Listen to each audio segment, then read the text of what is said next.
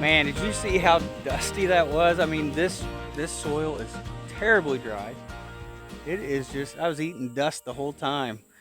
But I did get it tilled in and everything. It does look pretty good. I think I got a seed bed prepared now. If you look over behind the house where I sprinkled, of course, there's still some water standing. So we'll go ahead and work in our amendments in this soil that we got tilled up. So we'll do this side of the pond over here, and we'll do this side of the walkout basement. So let me show you what I got.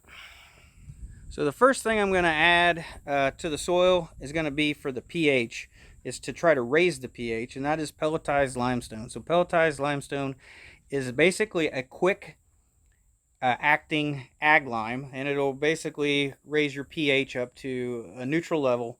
So hopefully the grass will grow and germinate properly and grow properly.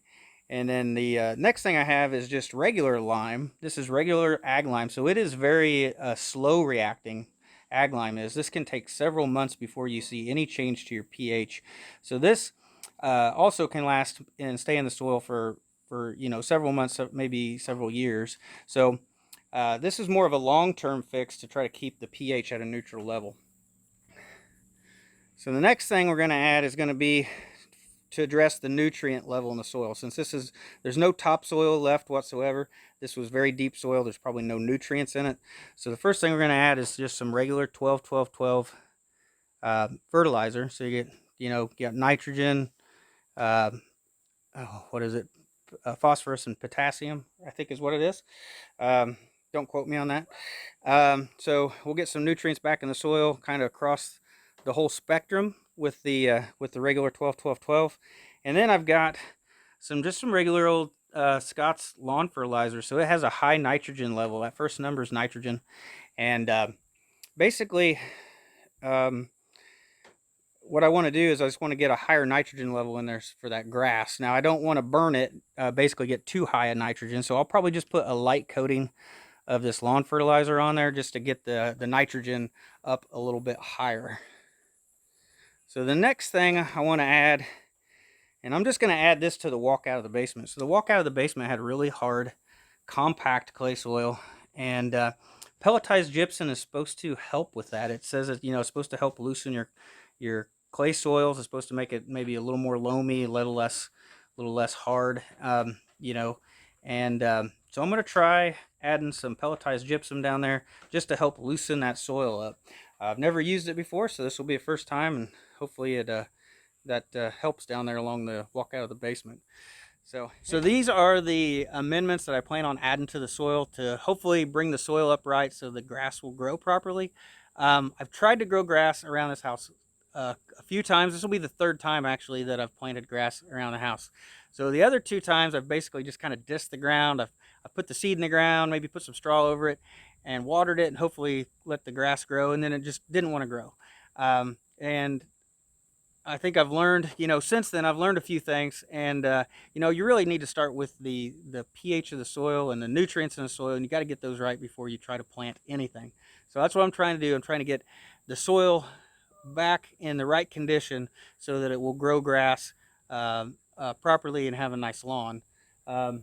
So that's what I'm going to try to do. I'm just going to try to spread all this stuff around, and hopefully this soil will come up to the right, will be correct, and the grass will germinate fine and grow fine. I mean, the right thing to do would be to bring in topsoil, bring in some good topsoil and recoat the ground so that I had something good to work with. But I don't want to pay to have a bunch of topsoil brought in here. So this is the third time that I'm trying to grow my lawn. Maybe I'd be money ahead if I would have brought topsoil in from the beginning. I don't know.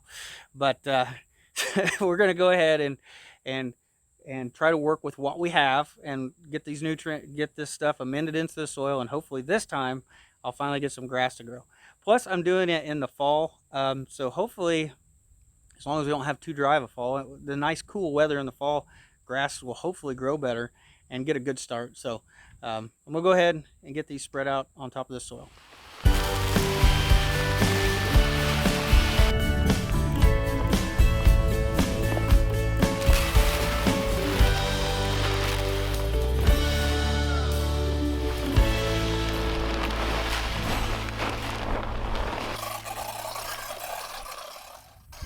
So I just got done adding all the amendments on top of the soil that we had tilled up already. And I went ahead and added them and spread them across in front of the walkout basement where we haven't tilled yet.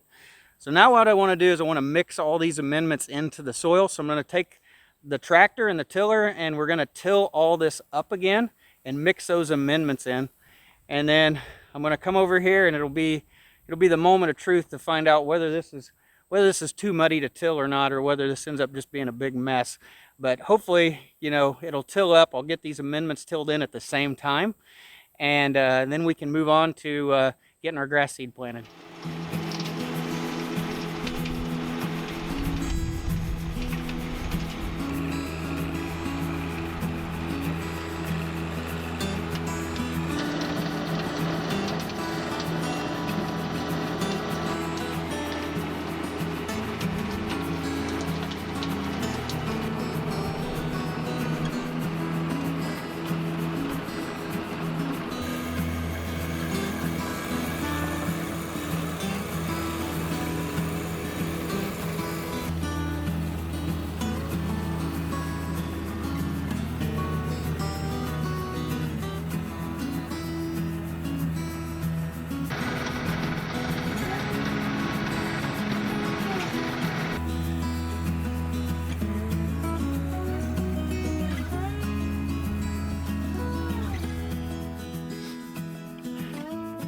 Well, I don't think that putting the sprinkler out here last night and wetting down all of this soil, I don't think that ended up being a mistake. I was able to get this all tilled in, and in fact I had some spots that still were really hard to till, and they were out here on the edge where the sprinkler didn't get it as wet, and you could tell a big difference between where the sprinkler had been and more of the drier areas.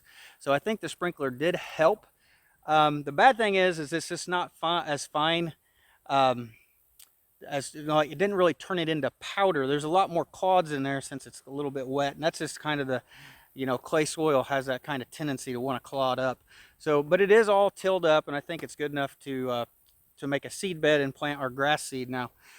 But as I kind of look over this, there's a lot of areas that look nice and smooth. It looks great, right? But you look along the edges and you look in some other spots, there's some unevenness, and I want to get this as smooth as possible.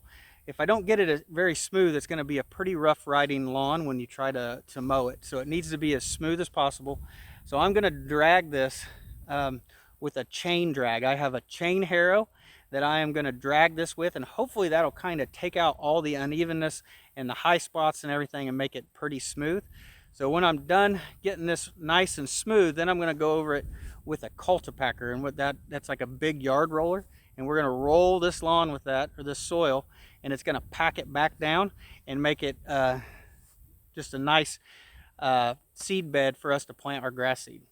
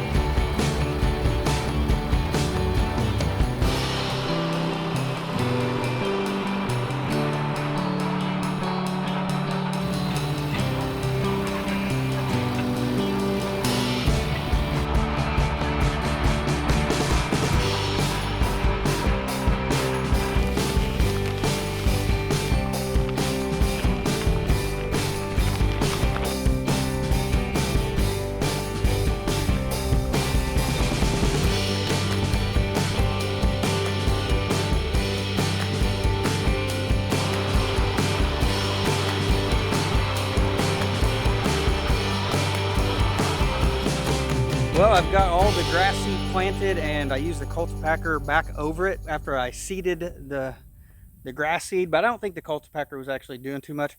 In these drier areas, it's so much like powder. It's really not packing down at all. It's just staying loose. But it probably helped kind of incorporate the seed into the soil. But now I think I'm ready to go ahead and start watering my grass. See if I can get some grass to come up. I'll probably put some straw on this hillside over here to help with erosion. And I may put some straw over there on that hill over there. But I think that's it. Hopefully in a few weeks we'll have some grass finally growing around the house. Third time is the charm, right? Hopefully I've tried to go to extra efforts this time to finally get some grass growing. So we'll have to just come back and see here in a little bit.